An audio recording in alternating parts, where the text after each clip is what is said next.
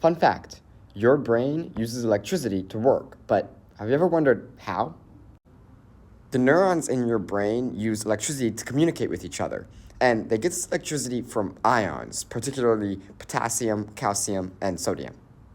Since ions are atoms with a chemical charge, they are the electricity.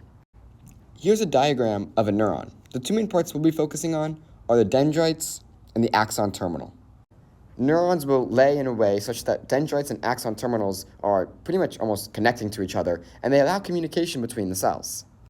Here's a closer look at that gap between neurons. This is called the synaptic cleft. Those green dots are the neurotransmitters. When the dendrites receive a neurotransmitter, they open up ligand-gated calcium channels and allow the flow of ions between the membrane.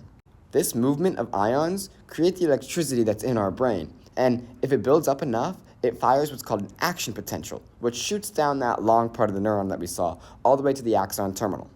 In that axon terminal, there's voltage-gated calcium channels. So if they receive the electricity, it opens up and allows the movement of, again, calcium to flow into and out of the neuron.